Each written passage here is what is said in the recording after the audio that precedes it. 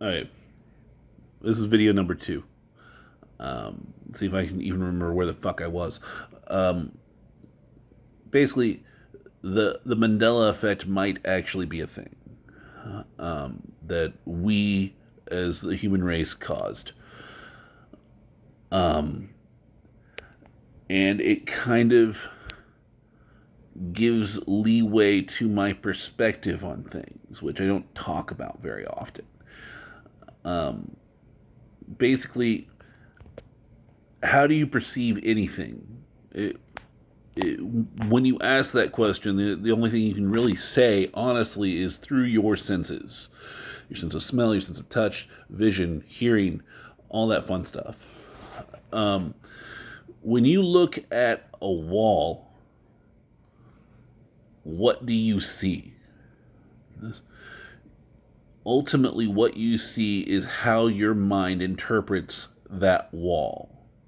You do not see it how it actually appears. Because when you break down the wall to its smallest particles, you get atoms.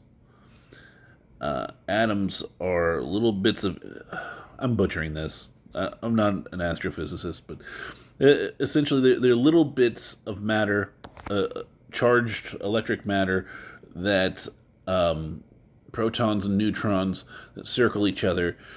Um, in one atom, the majority of that is air, not matter. So walls essentially are energy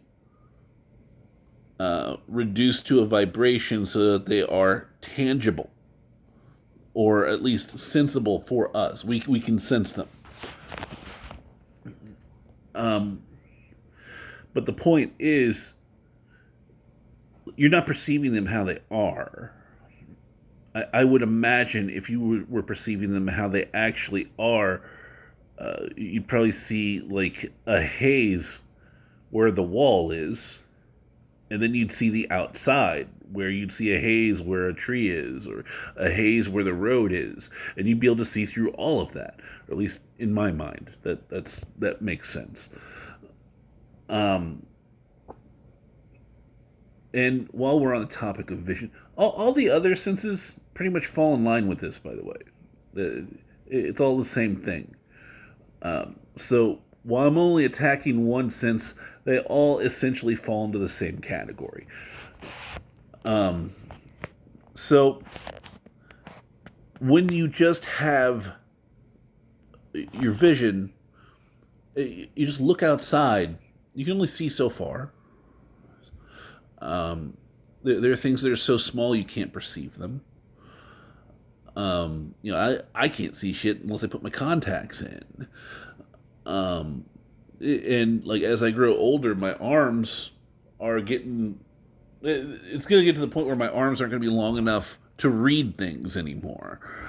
Um, it's just your vision is fallible.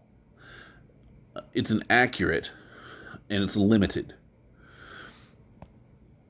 but we still perceive reality the way we do.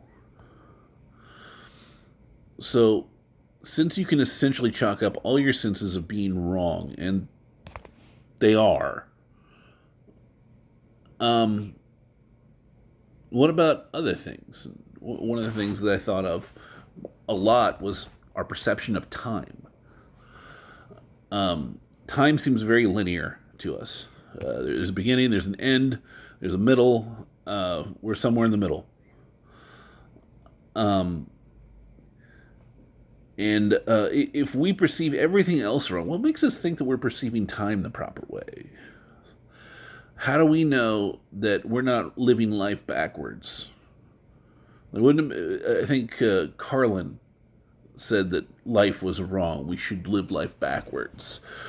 Um, you start as an old person, and you spend vacations towards the end of your life, and then you start getting more youthful, and as you get more youthful, you start working. When you hit your 20s, hey, the end of the line is coming, so you start partying hard, and You know, you start your life in your mom's arms.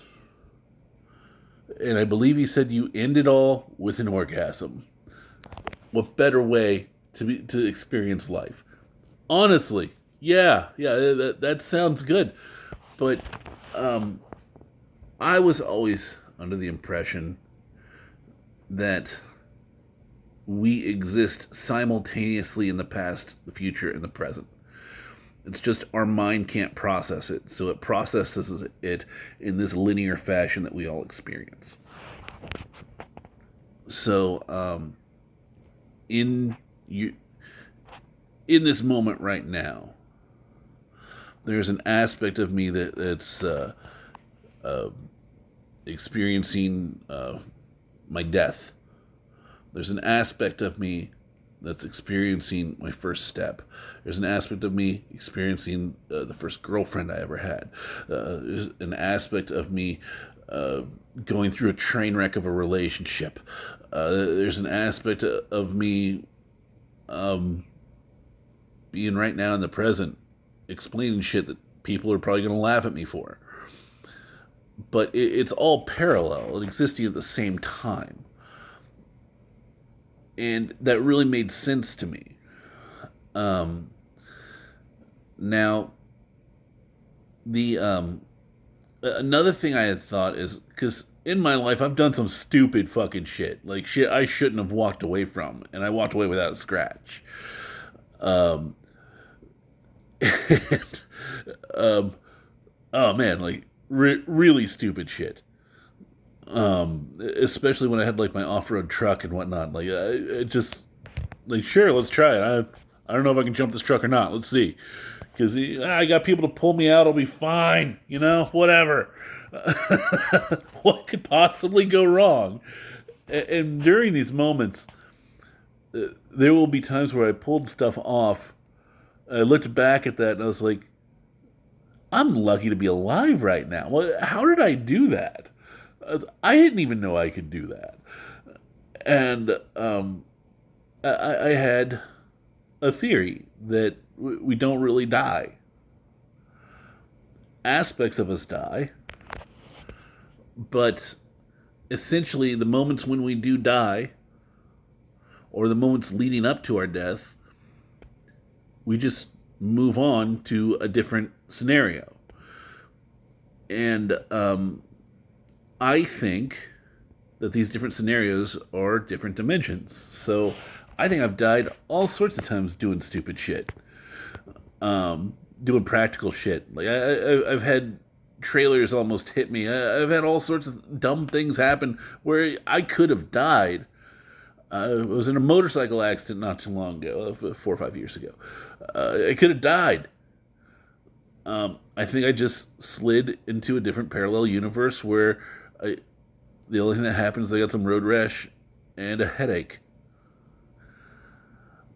Um, this whole multi-dimensional stuff, it's really kind of resonating with me. Um, I think that's all I had to say. This will probably be the last video, but I don't know if you guys feel entertained by my fucked up perspective on things. Give it a watch. Otherwise, yeah, this stuff's been eating at me for like a week now, and I don't really know who to talk to about it. But like, it just reality is the weirdest thing ever. Take it easy.